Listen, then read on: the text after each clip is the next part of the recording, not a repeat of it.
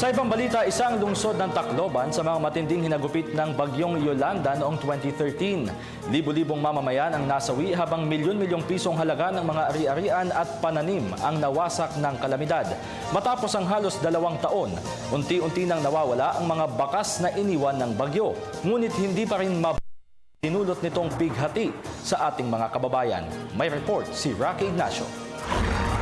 Ito ang Hotel Alejandro sa Tacloban City, isa sa mga puntahan ng turista at bisita ng syudad na hindi nakaligtas sa lupit ni Super Typhoon Yolanda noong 2013. Pinasok ng baha at nasira ang kisame at iba pang bahagi dahil sa lakas ng hangin dala ng bagyo. Pero matapos ang 2 taon, unti-unting nawawala ang bakas ng dilubyong hatid ni Yolanda. Si Gail Mendoza, front desk officer ng hotel, katulad ng marami, dahan-dahan siya bumabangon sa bangungot ng isa sa pinakamalakas sa bagyo na tumama sa mundo. Para sa akin, okay naman, nakabawi naman na yung Tacloban. Yung mga businesses na nagsibalikan naman na po. Tapos, in fact, yung hotel, after a month lang, nakapagbukas na. Opo. Diba yung bagyo po November 8, 2013. So, nung December 8, nakapag-open na po kami dito. Ano yung naging epekto itong damage na nangyari dito sa Alejandro? Yung dito po, yung water po kasi dito, umabot sa ditong level po. Tapos, yung rooftop namin, sira lahat. May function room po doon. So, yung mga, kasi naka-enclose po yun ng glass, so nabasag-basag lahat. Tapos dito, lahat po ng rooms, nasira yung mga appliances like yung aircon, refrigerator, tas yung mga beds. So, nung magbukas, pinalitan po yan. Yung coffee shop namin, nasira din po yung mga glass dyan. So, pinalitan po lahat. November 8 o ilang araw bago ang 2 taon na naganap ang trahedya, ginugunita ng marami ang mga nawalang mahal sa buhay.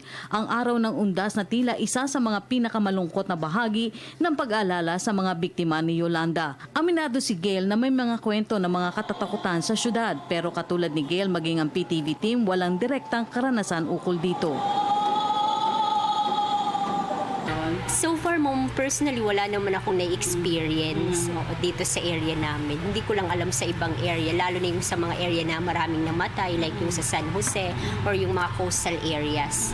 Pero dito sa downtown, so far, wala naman. Pero ikaw, pag nakakarinig ka ng mga ganong kwento, ano yung naiisip mo? Syempre, katakot din.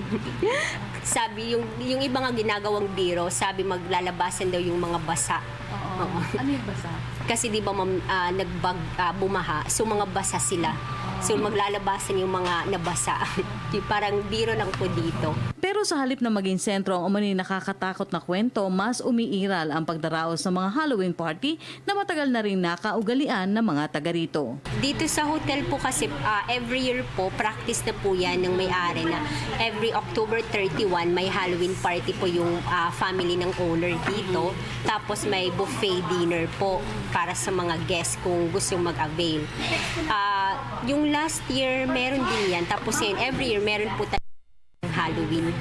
Tapos sa ibang mga establishments, mga restaurants, may mga buffet dinner or Halloween party din po. Para sa Telebisyon ng Bayan, Rocky Ignacio.